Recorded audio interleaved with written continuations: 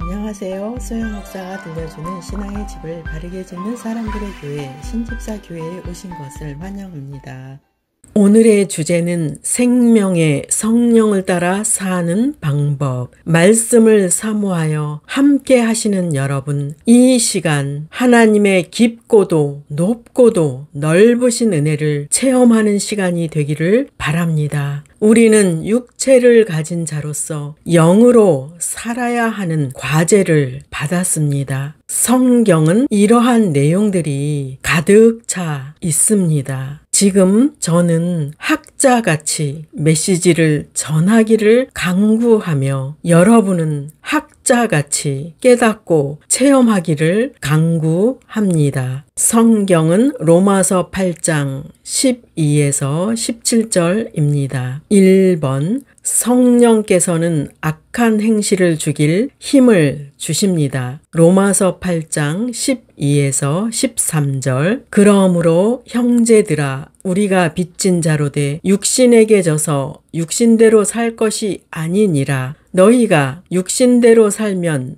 반드시 죽을 것이로되 영으로서 몸의 행실을 죽이면 살리니. 첫째, 사람은 예수님께 빚을 졌습니다. 빚진 자란 어떤 의무에 대해 지불해야 하는 책임이 있다는 말입니다. 빚을 졌다는 의미는 사람의 죄가 용서받도록 예수님께서 사람 대신에 죄의 값을 담당하셨기 때문입니다. 예수님께서는 자신의 핏값을 통해 믿는 사람을 사셨습니다. 예수님은 우리를 죄와 사망으로부터 구원하셨습니다. 그분은 우리를 그리스도 안에서 의롭다고 인정하십니다. 우리가 빚을 졌다는 것은 자아의 주인이 예수님이라는 말입니다. 둘째, 믿는 자들은 성령께 빚을 졌습니다. 성령께서 하신 일은 아래와 같습니다. 우리로 영의 일을 따라 살게 하십니다. 우리에게 생명과 평안을 주십니다. 성령께서는 우리 속에 거하시며 우리로 그리스도 안에 있는 존재로 살게 하십니다. 성령께서는 구속의 날에 성도의 몸을 천국에서 영생하는 존재로 바꾸어 주실 것입니다. 즉, 우리는 성령님께 너무 많은 은혜를 받았기에 그분께 빚을 졌다는 것을 잊지 마십시오. 그래서 우리는 우리의 삶을 모두 성령님께 드려야 합니다. 2번, 믿는 자들은 자신이 운명을 결정해야 합니다. 본문에 너희가 육신대로 살면 반드시 죽을 것이로되 영으로서 몸의 행실을 죽이면 살리니 라고 말씀합니다. 사람이 육신의 정욕을 따라 살게 되면 그 육신이 죽을 때 그도 죽을 것입니다. 결국 몸의 행실을 따라 산 사람은 파멸과 사망으로 가게 됩니다. 만약 사람이 육신의 행실을 죽이고 영적인 말씀을 따라 살면 그는 새 생명으로 사는 것입니다. 그래서 믿는 자는 자신이 선택하여 운명을 결정한다는 말입니다. 첫째, 몸의 행실을 죽인다라는 말은 처형시킨다는 의미입니다. 육신의 생각은 하나님과 원수가 되기에 육신의 생각을 처형시켜야 합니다. 여기서 말하는 의미는 자살을 독려하는 것이 아니라 불쑥불쑥 튀어나오는 육체의 속성을 포기하고 인내하라는 말씀입니다. 둘째, 몸의 행실을 죽이는 힘은 성령을 통하여 오게 됩니다. 우리의 의지가 악한 행실을 거부하면서 기도할 때 성령께서는 악한 행실을 이길 힘을 주십니다. 우리가 죄의 힘을 거부하면서 강구할 때 성령께서는 악한 행실의 충동을 소멸시킵니다. 만약 우리가 계속해서 죄 가운데 산다면 성령께서는 우리를 위해 아무것도 하실 수 없습니다. 성령께서는 우리를 너무도 사랑하시기 때문에 우리를 강압적으로 대우하시지 않습니다. 우리가 성령을 따라 살기를 진정으로 원할 때 성령께서는 즉시 개입하셔서 죄에서 건져 주십니다. 성령께서는 사탄의 권세를 무너뜨리고 굴복시킵니다. 성령의 역할은 악한 행실들을 죽이고 굴복시키고 마침내 파괴하는 것입니다. 믿는 사람의 역할은 성령을 따라 사는 것입니다. 우리는 성령 안에서 삶의 습성을 변화시켜야 하고 그분을 따라 살아야 합니다. 셋째, 몸의 악한 행실을 죽이는 사람은 살게 됩니다. 믿는 사람은 악에 대해서는 죽고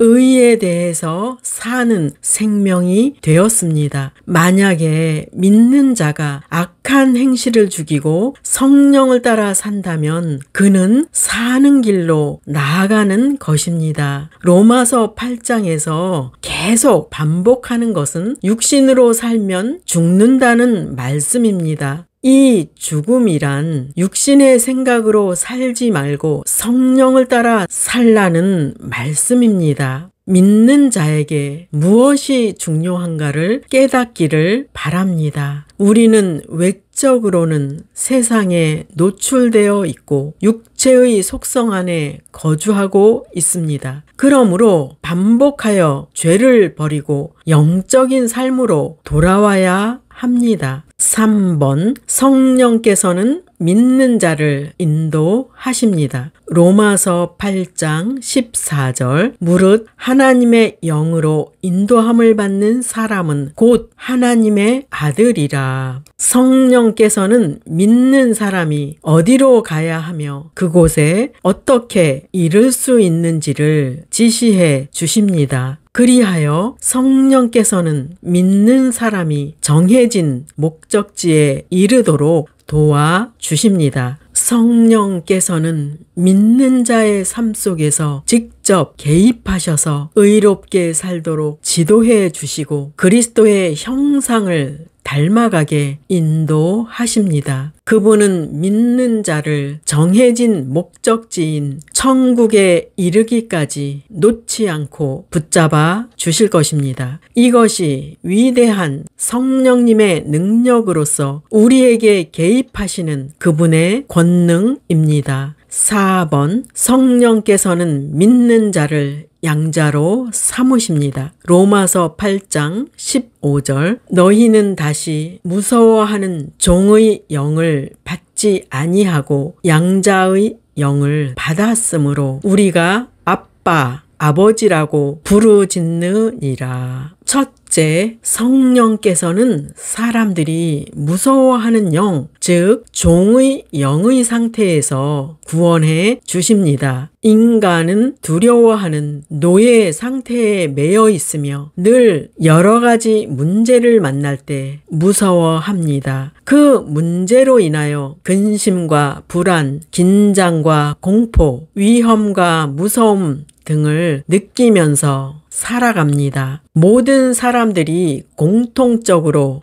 경험하고 있는 영은 두려움의 영입니다. 사람은 두려워하는 종의 상태로 묶여 있었습니다. 이 두려움을 가져오는 것은 무엇일까요? 이 땅에 있는 동안 사람은 불확실한 미래와 지금 당하는 환난과 질병과 핍박하는 사람에 대해서 두려워합니다. 요점은 성령께서는 믿는 자를 무서워하는 종의 영의 상태로부터 구출해 내신다는 것입니다. 어떻게 그렇게 하실 수 있을까요? 사람이 그리스도를 믿을 때 그를 양자로 받아 주심으로써 종의 영에서 구출하십니다. 그런데 믿는 사람이 종의 영에서 구출되었는데도 불구하고 믿는 사람에게 두려움이 찾아올 때가 있습니다. 지금도 사탄은 우리에게 찾아와 두려움의 영으로 낙심시킵니다. 사실 우리는 예수님을 영접했을 때 종의 영, 즉 두려움의 영에서 구원을 받았습니다. 그래서 믿는 자는 예수님께서 다 이겨 놓으신 것을 취하기만 하면 됩니다. 믿는 자는 담대하게 자신의 권리를 주장해야 합니다. 나는 종의 영에서 해방되었고 양자의 영, 즉 하나님의 아들의 영이 있다. 두려움을 주는 악한 영은 예수 이름으로 물러가라 라고 외쳐야 합니다. 우리가 말씀을 믿고 믿음으로 권리를 주장할 때 두려움은 떠나갑니다. 둘째, 성령께서는 우리를 하나님 앞으로 나아가게 해 주십니다. 믿는 자는 하나님의 아들로 택함을 받았기에 그분께 가까이 나아갈 자격을 소유했습니다. 본문에 믿는 자는 양자의 영을 받았다고 말씀합니다. 양자가 되는 일은 너무나 중요한 성령의 사역이기에 양자의 영이라 불려집니다. 양자가 된 사람은 하나님 앞에 나아가서 대화할 수 있는 특권이 있습니다. 그리고 언제든지 무서워하는 종의 상태에서 벗어날 수 있고 두려움의 영을 이길 수 있습니다. 양자의 영을 받은 사람은 이런 일을 합니다. 언제나 하나님 앞으로 나아갈 수 있습니다. 하나님 앞에 자신의 두려움과 고통과 문제를 그분께 맡기고 평안할 수 있습니다. 아버지, 아버지, 나를 도우소서 라고 하나님을 부르며 소원의 기도를 할 수 있습니다. 성령은 우리가 하나님의 자녀임을 증거하십니다. 로마서 8장 16절 성령은 친히 우리의 영과 더불어 우리가 하나님의 자녀임을 증거합니다.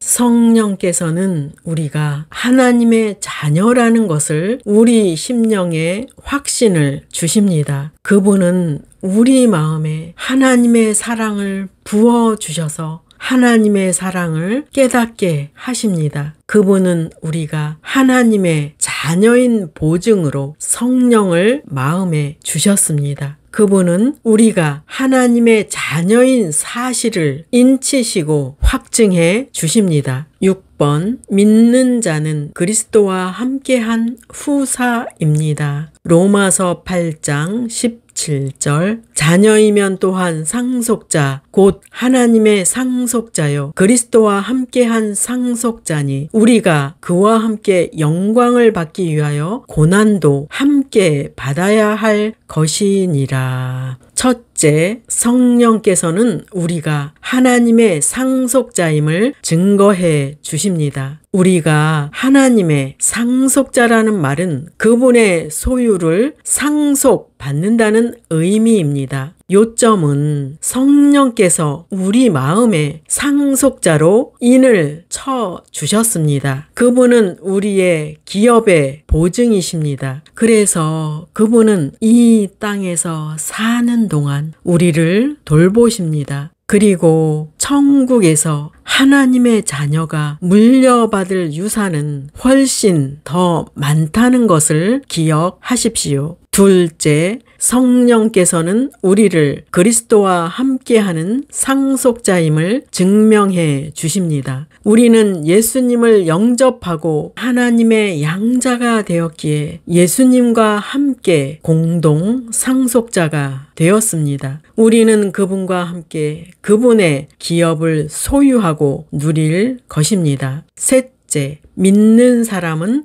주님과 함께 영광받기 위해서 고난도 함께 받아야 합니다. 이 땅에서는 모든 사람이 고난을 받습니다. 사탄이 존재하고 타락한 세상에서 믿는 사람은 고난을 피할 수 없습니다. 그런데 여기서 말하는 고난은 그리스도인이기에 받는 고난을 말하는 것입니다. 세상에 있는 불경건한 사람들은 그리스도인을 대적합니다. 불경건한 자들은 하나님의 말씀과 믿는 자의 삶을 반대하며 더 나아가 성도들을 짓밟으려 합니다. 그 이유는 믿는 사람이 하나님의 사랑을 받은 신분이 되었고 그분의 자녀가 되었기에 질투를 받는 것입니다. 본문에 나오는 고난은 하나님의 나라와 그분의 의로 살기에 받는 고난을 말합니다. 그럼에도 불구하고 그리스도를 따르는 자들은 예수의 이름을 선포하며 예수님의 편에 설 것입니다. 성도는 그리스도께서 겪으셨던 것처럼 세상에서 핍박을 받습니다. 성도는 그리스도와 더불어 고난을 받음으로써 또한 그리스도의 영광에 참여할 것입니다. 본문에서 분명하게 드러납니다. 사람들은 고난 없는 영광만을 원할 것입니다. 사도 바울은 미래의 영광을 받기 위해서는 고난을 받아야 함을 강조합니다. 고난은 피할 수 없는 믿는 사람이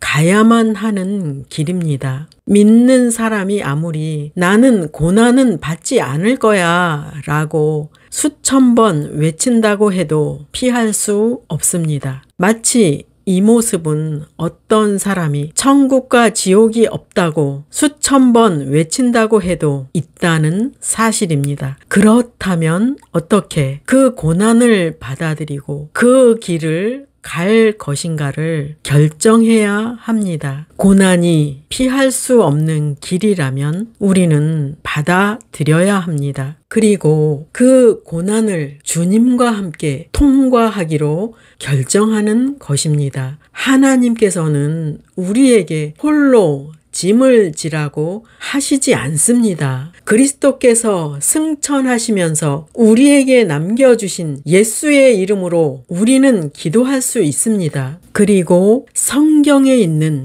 약속의 말씀을 믿으면서 성령의 능력을 힘입어 인내할 수 있습니다. 오늘 생명의 성령을 따라 사는 방법 세 번째 시간이었습니다. 성령은 악한 행실을 죽일 힘을 주십니다. 성령은 믿는 자를 인도하십니다. 성령은 믿는 자를 양자로 삼으십니다. 성령은 믿는 자가 하나님의 자녀임을 증거하십니다. 믿는 자는 그리스도와 함께하는 상속자입니다. 오늘 경청하신 메시지를 자주 듣고 삶에 적용하시기 바랍니다. 기도의 시간을 갖겠습니다. 몸이 아프신 분은 아픈 곳에 손을 얹으십시오. 문제가 있으신 분은 양손을 포개어 가슴에 손을 얹으십시오. 주님을 바라보며 눈을 감고 기도하시겠습니다. 하나님 아버지,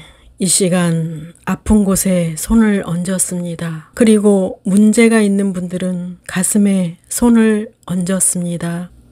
예수 이름은 능력이 많사오니 이 시간 함께하여 주시옵소서. 예수의 이름으로 모든 질병이 깨끗함을 받게 해 주시옵소서.